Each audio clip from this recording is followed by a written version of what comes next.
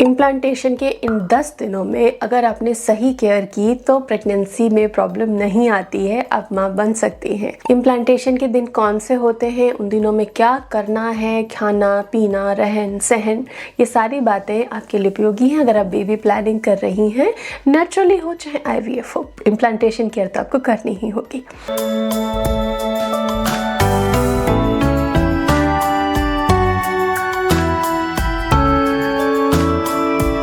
Hello and welcome again to Prerna's fertility care. यहाँ पर हम इनफर्टिलिटी के बड़े मैजिकल शानदार सॉल्यूशंस की बात करते हैं जो कि डाइट और लाइफ स्टाइल से जुड़ी होती हैं, और हाँ, ये करते करते आप टोटल फिट हो जाते हो। तो चलिए आज सीखते हैं कि इम्प्लांटेशन के 10 डेज में क्या करना है।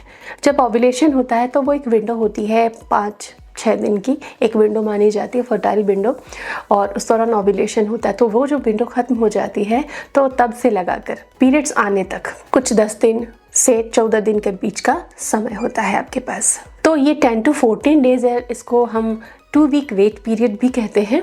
इसमें आपको क्या सावधानी रखनी है?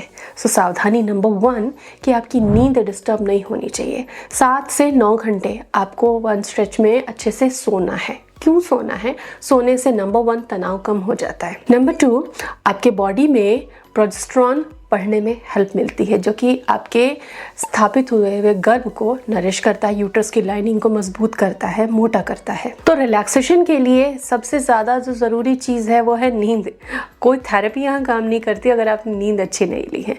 Number 2, sugar intake. जब आप ज़्यादा शुगर लेते हो, सपोज इस दौरान पार्टीज़ में जाना हुआ, बाहर गए और हमने बहुत सारा जंक फूड खाया या मिठाइयाँ वगैरह ज़्यादा यूज़ कर ली, जो भी हम बाहर खाते हैं टेम्पटेशन देने वाले फूड हैं, वो सब प्रोसेस होते हैं, तो उसमें शुगर तो होता ही है।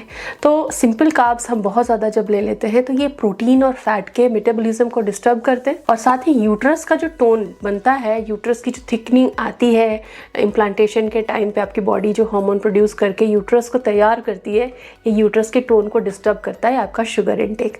तो अगर इस टाइम पे खूब खुश रह रहे हो लेकिन हाँ, केक, पेस्ट्रीज, कुकीज़, मीठी चीज़ें, मैदे से बनी हुई चीज़ें आप खा रहे हो, तो बिल्कुल सावधान हो जाओ। ये गलती आपको बंद करनी होगी क्योंकि ये यूट्रस को डिस्टर्ब करता है। नंबर 3, जो एग्जॉस्ट हम होते हैं काम कर करके, अब चाहे ऑफिस का काम हो, घर का काम हो, हमने 5 किलो गाजर ले लिए और हम हलवा बनाने लग गए। अब बनाना, तैयार करना, उसमें कितना ज़्यादा आप एग्जॉस्ट होते हो, ये आप पे डिपेंड करता है कि आप अकेले कर रहे हो, कैसे कर रहे हो। तो एग्जॉशन अगर जिम में कर रहे हो तो भी नहीं करना है, टहल रहे हो, घर के काम में एग्जॉस्ट हो रहे हो, बड़े बड़े काम लेके बैठ गए जिसमें आपको 4-4 घंटे सिटिंग करनी है और आप फुली एग्जॉस्ट हो रहे हो, थक रहे हो, सो ध्यान रखना है कि इम्प्लांटेशन डेज में हैवी वर्क या एग्जॉशन नहीं होना है। एग्जॉशन होने से क्या होता है, हार्मोन जो प्रोड्यूस होता है, एड्रिनल फंक्शन डिस्टर्ब होता है और प्रोजेस्टेरॉन ब्रेक डाउन होने लगता है। तो प्रोजेस्टेरॉन को तो हमें पढ़ाना है, यहाँ पर प्रोजेस्टेरॉन को कम होने वाला कोई काम नहीं करना। सो ना ज़्यादा हैवी वर्कआउट करना है, ना ज़्यादा लंबे समय तक एंगेजिंग काम करने हैं। हो सके तो आप ऑफिस से लीव लेकर रिलैक्स हो सकते हैं, घर से बैठकर काम कर सकते हैं, दिन में भी एक बार आधा घंटे का नैप ले सकते हैं। तो रिलैक्सेशन ज़रूरी है, एग्जॉशन से आपको बचना है क्योंकि आपके हार्मोन्स को अल्टर करने का काम करेगा। इसके अलावा कॉन्टैक्ट नहीं रखना इम्प्लांटेशन डेज में। आपको कोई एक फ्रूट का जूस लेना है जो प्रेगनेंसी के लिए हेल्दी हो। सबसे अच्छा हम अनार और चुकंदर का जूस मानते हैं, लेकिन चुकंदर की मात्रा आप कम रख सकते हैं। कोशिश करें अनार का जूस लें, ऑरेंज का जूस लें, मौसमी का जूस लें। बेरीज और फ्रूट्स आप ज़्यादा यूज़ करें, एंटीऑक्सीडेंट की नीड ज़्यादा होती है। तो पॉजिटिविटी या खुद को व्यस्त रखना, मॉडरेट इंटेंसिटी के फिजिकल एक्टिविटी करना आपके लिए बेटर है। इनका ध्यान रखिए और डाइट अच्छे फॉलो करें, घर का बना हेल्दी खाना खाएं। Take care.